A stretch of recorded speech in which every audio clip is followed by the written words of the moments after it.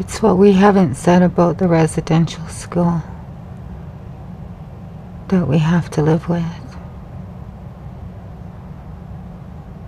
It's the things we don't talk about that hurt the most.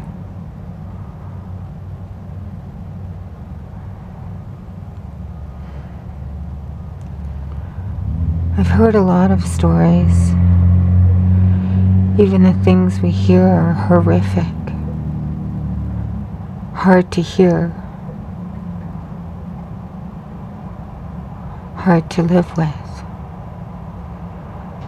All the stories in the world won't make the pain go away, but the laughter will. It's the culture that will help us to survive. It's the culture that will help us to rise above.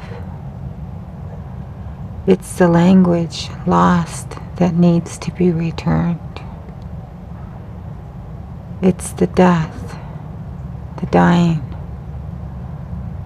the grief that needs to be buried. Not deep down inside, not deep down inside, but buried in the past, left there, behind, so we can move forward as a people.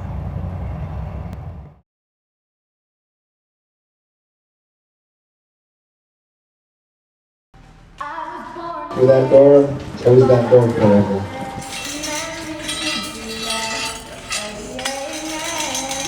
Through that door, and close that door forever. Through that door, and close that door forever. Through that door, and close that door forever. We're gone, let me give my life.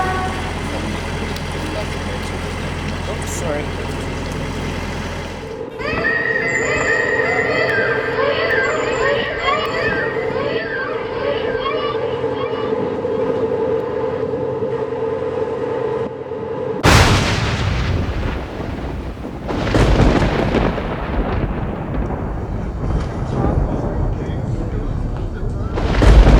Oh my God, Mom!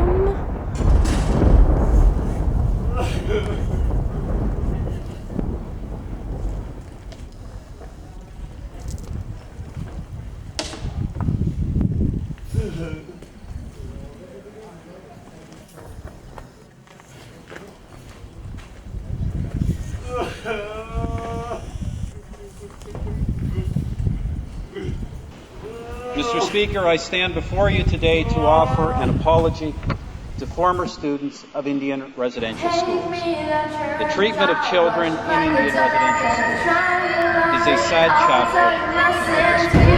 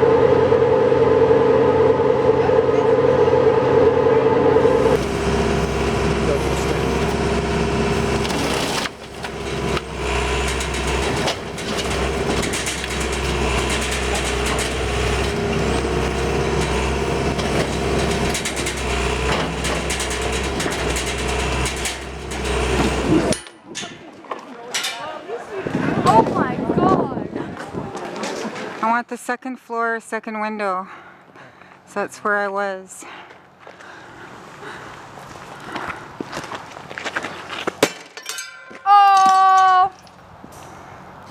It's about you and me doing it together for the generations.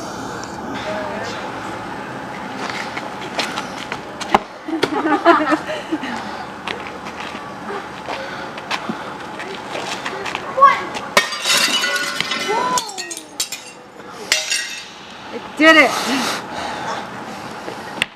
I did it for me and I did it for my mom.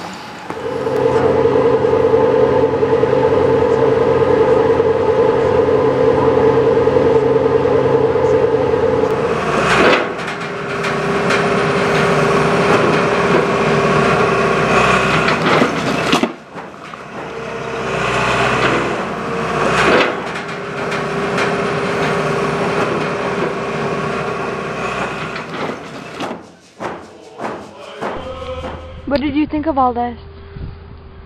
Well, I thought it was sad.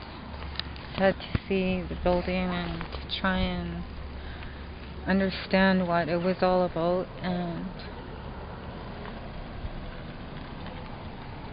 to remember and not to be able to remember all at the same time.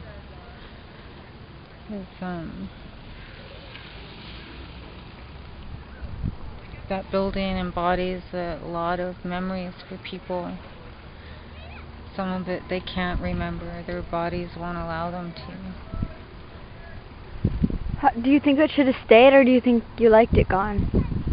Well, I think I have mixed feelings about it because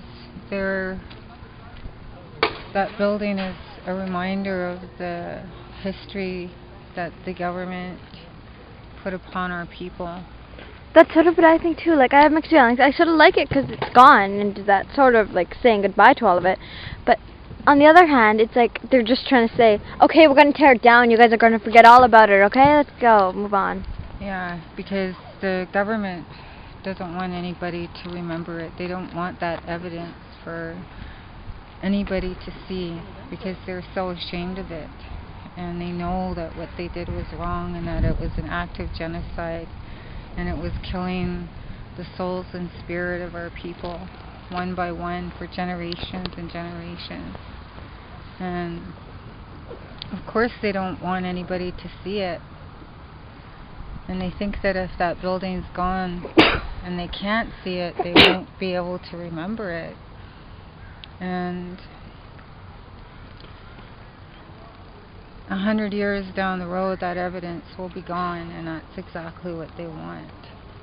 Yeah. They've managed to ruin a lot of lives. I lived on the second floor there, and there were a bunch of other little girls living in the same dorm. They called them dorms, and they had these beds all lined up in there. And I wanted to hit one of those windows really hard. Yeah. But I did hit the building. Love you, Mom. I love you too.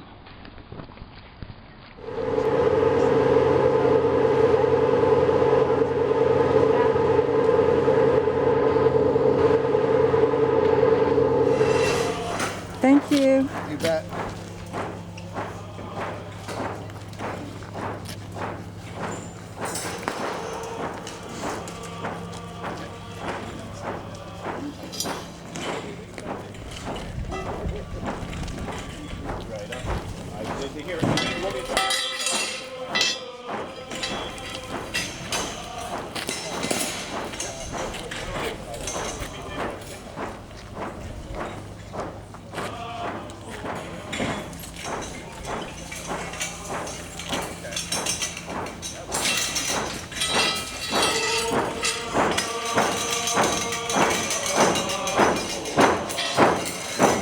To that door, and close that door.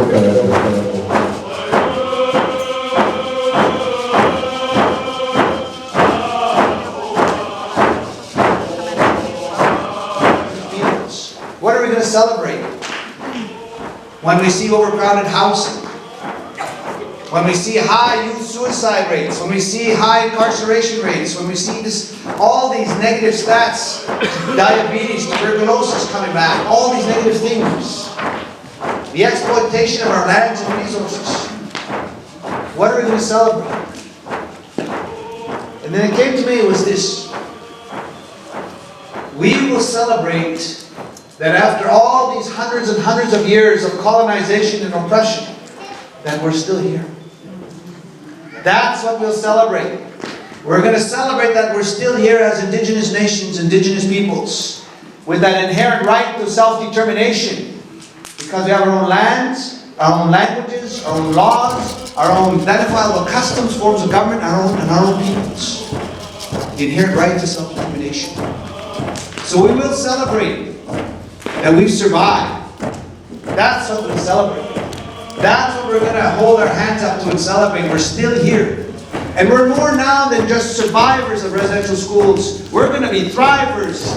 We're going to be thrivers. And that's how we're going to keep building, getting stronger. That circle's going to get stronger, free from alcohol and drugs. Because that's the way we're going to rebuild our nations.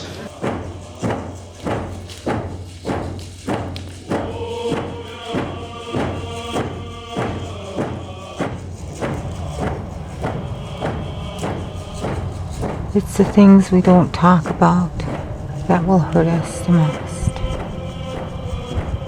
We need to laugh and sing and dance. We need to create a new future, carve a future for our future generations. We need to be proud of who we are and comfortable in our own skin.